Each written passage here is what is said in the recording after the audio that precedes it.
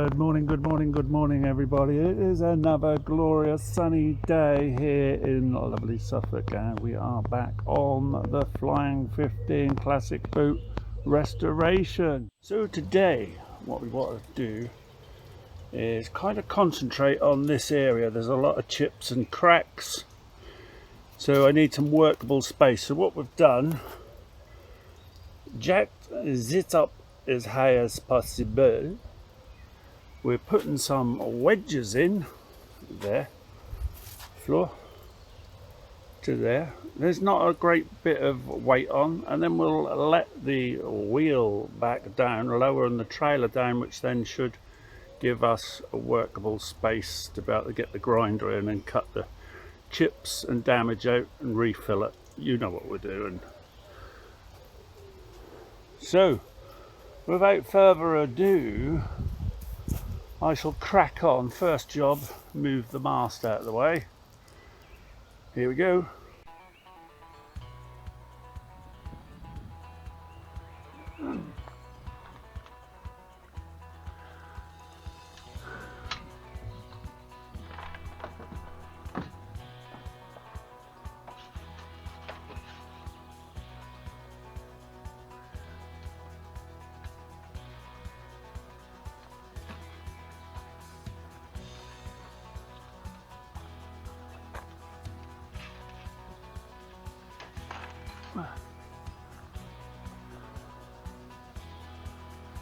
Here we go then, here we go.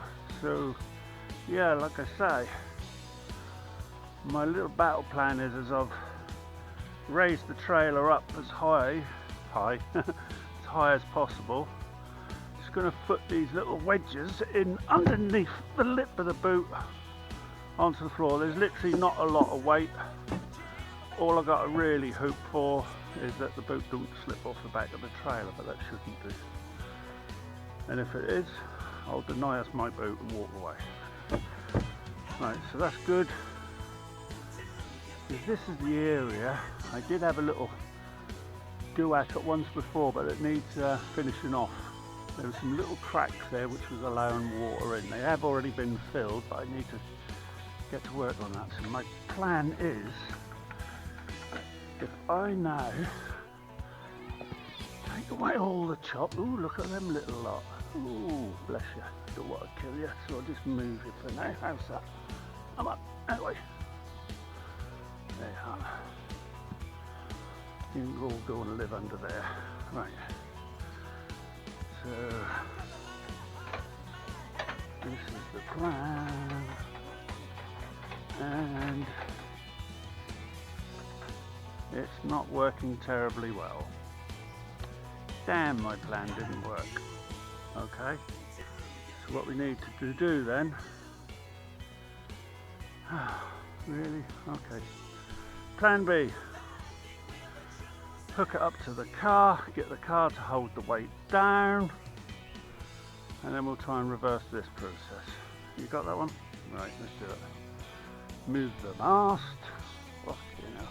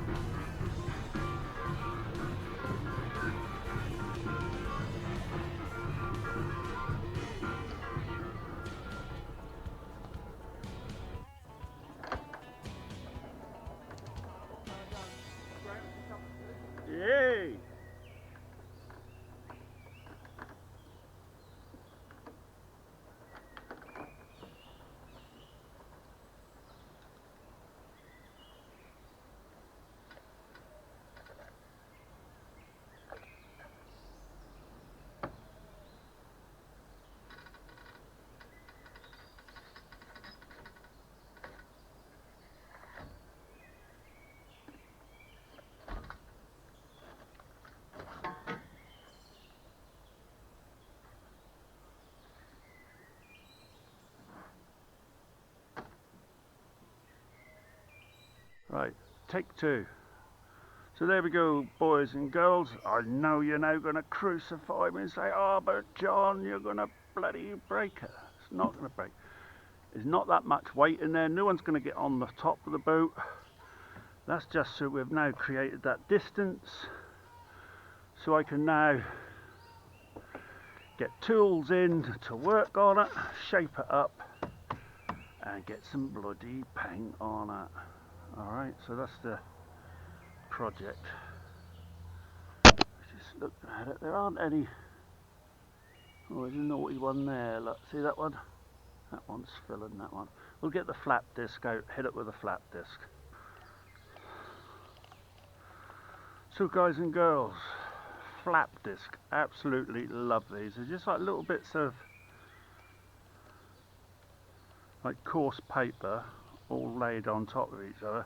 Very aggressive, you never use this on top work, but for digging out, this is the tool. And I'll just show you how aggressive that is right now. What get into work on these.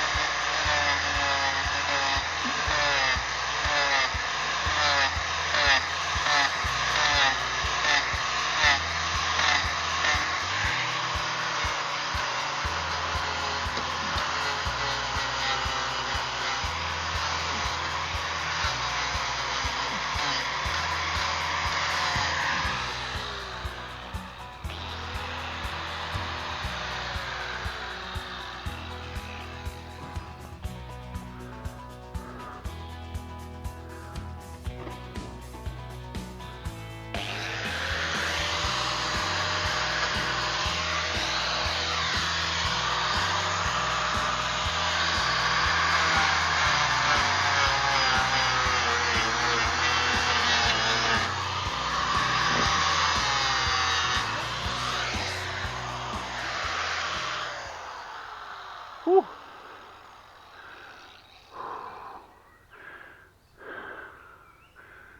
There we go. Sort of articulate that bit a bit more with the sander now.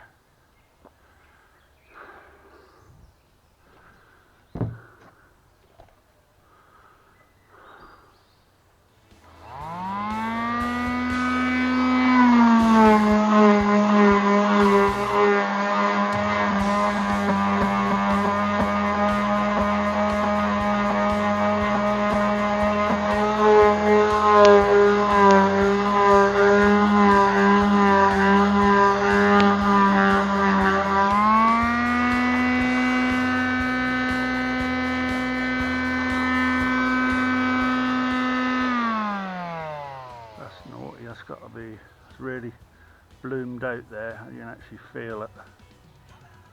So I'm going to cut that completely out.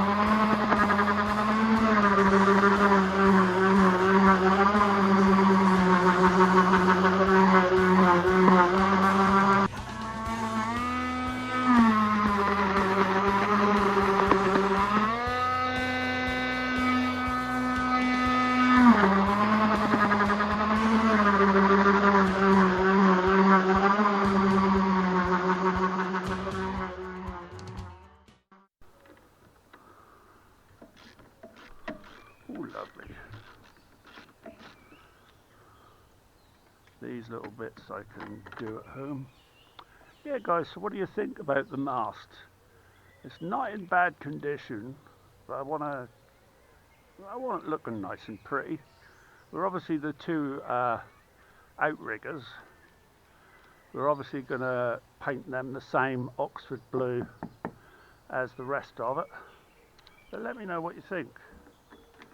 Do we polish it up so it's lovely mirror finish aluminium and just lacquer it, or do we just scour it down, clean it up and spray paint it? Let me know in the comments below. And while we're on the subject, I was up early this morning and brushing up my knowledge of painting and fiberglass by watching, would you believe it, YouTube videos. Yay! And ladies and gents, if you want to learn about boot building, you're in the wrong channel. If you want to learn about boot restoration by a numpty who should know better, then you're in the right channel. Stick around.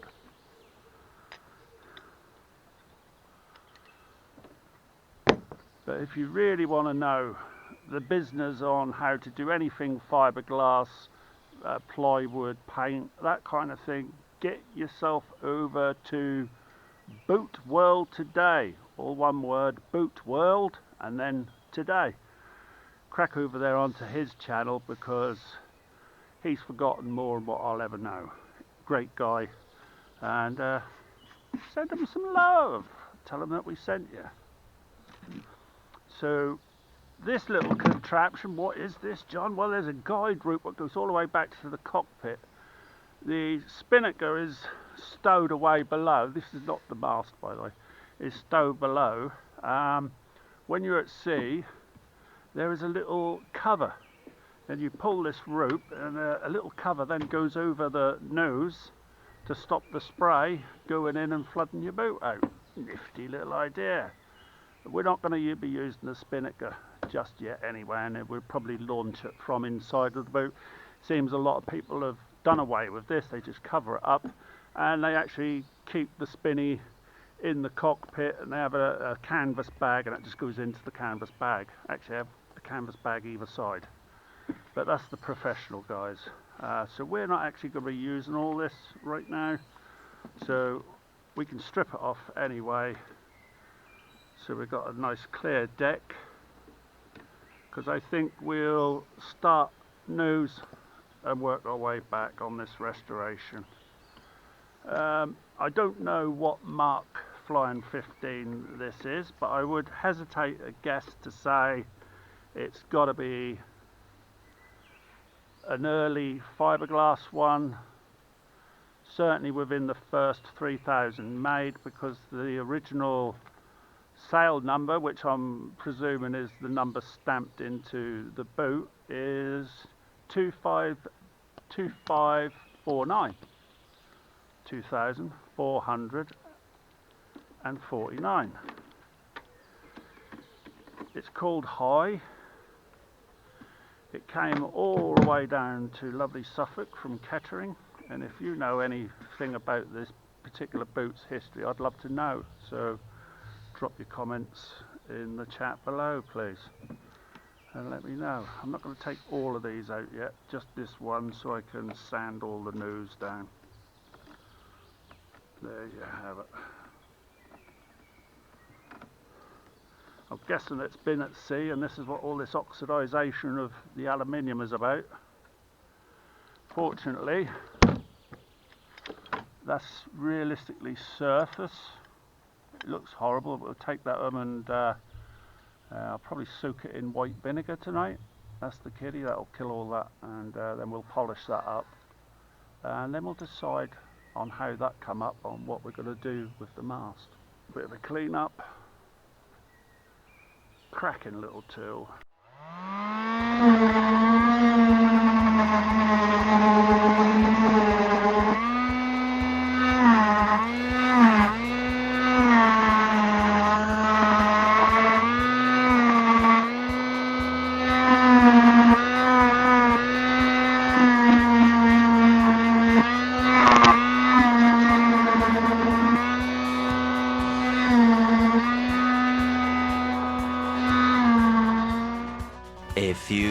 moments later.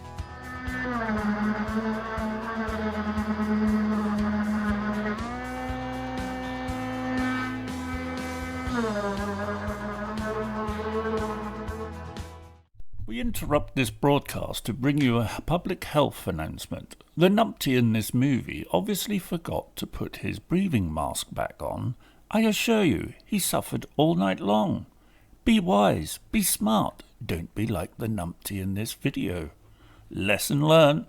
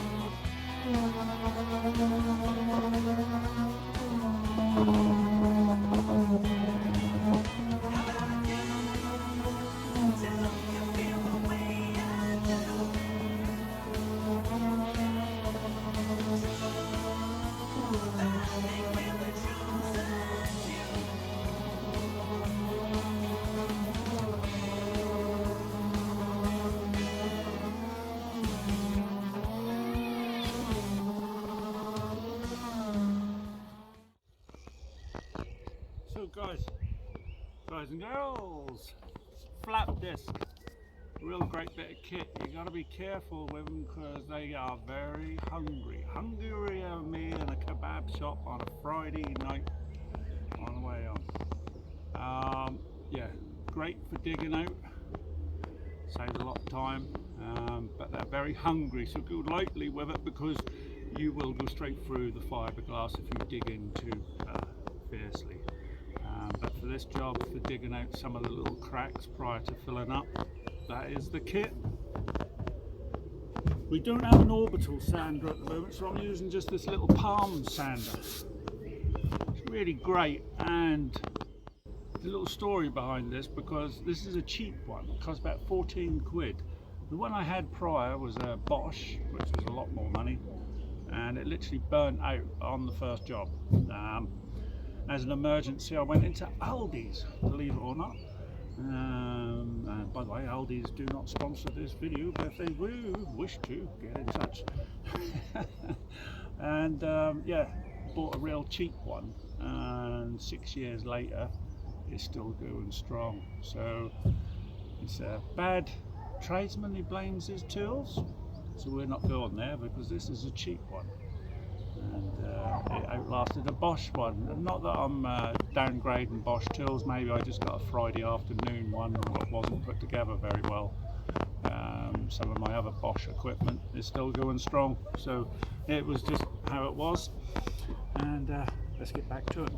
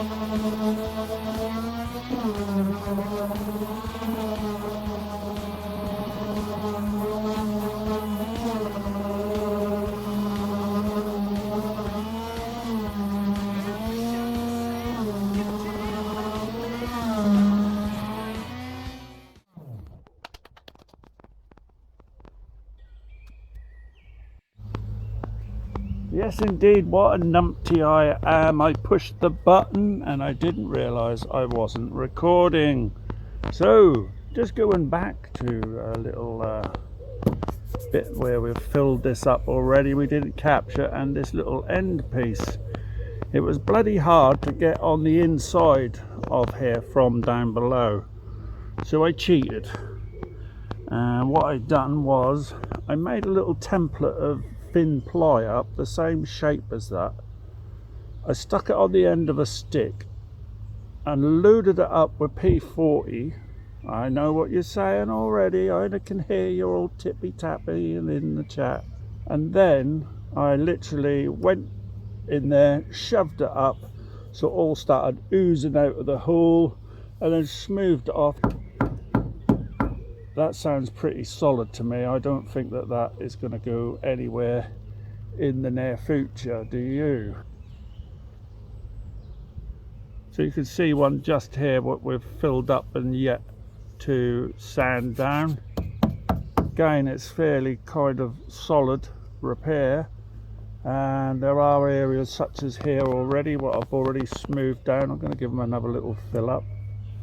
And again up here on the top of the edge of the deck where those them nasty big cracks. Will they come back? I don't know, but I did drill either end of the big crack to stop the crack going any further before I filled it. We'll have to wait and see. So the real nasty one was where the cleat was for the spinnaker. That was a big chunk of round wood there, and it was literally a big hole like that. So again, what we've done is we went underneath with a patch of fiberglass loaded up with P40 fiberglass, reinforced fiberglass. We literally loaded that up, wedged the piece of wood on top, and then I put another piece of wood across the hole, put a screw through it, which drew the two pieces of wood together, which then literally pinched all that lovely fiberglass in between. It oozed out round the sides and let it set, took the wood off, and we got a really strong patch there already. I've already taken it down, and now we've just got left with a bit of filler work to do, and yeah, looking good. So these little eyelets that weren't used, I've spooned them out so we can get some filler in, but they've got these little 2 pinprick holes either side. So what I'm going to opt for is I'm going to get the grinder out again, and I'm just going to nick into them simply so I can get more filler in term, rather than trying to force little bits of filler in there. So I'm going to spoon that out a bit more, and then, like I said, put the grinder on it with the flat disc, just take them down so I can actually get some filler in. And of course we've got another one just here. The filler that we're using is just the old Isopon P38.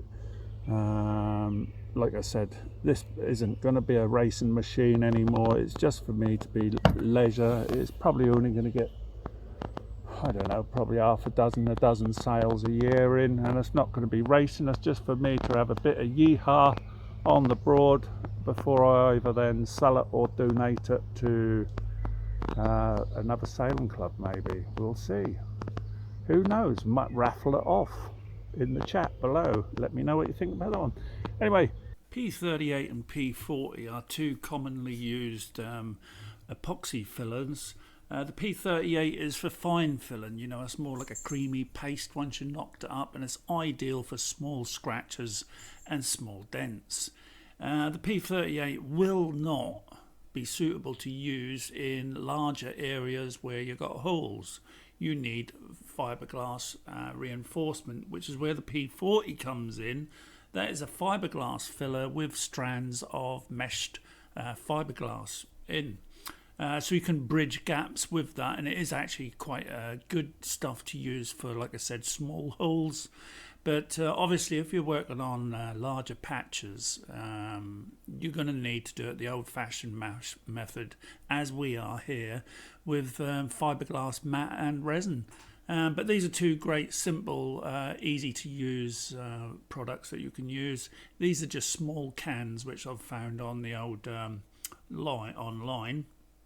And I would say, unless you've got large areas to do, buy medium-sized cans. I think the medium-sized cans are about £8 each at most auto stores. You can pick them up. So that's just kind of clearing up what the difference of the P38 is for fine filling and top filling.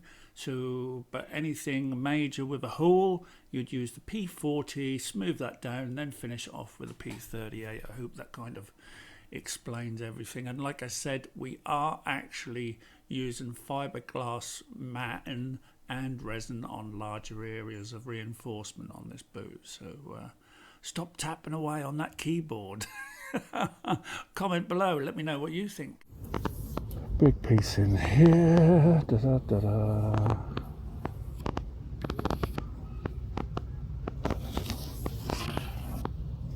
Yeah. Get a bit in there as well.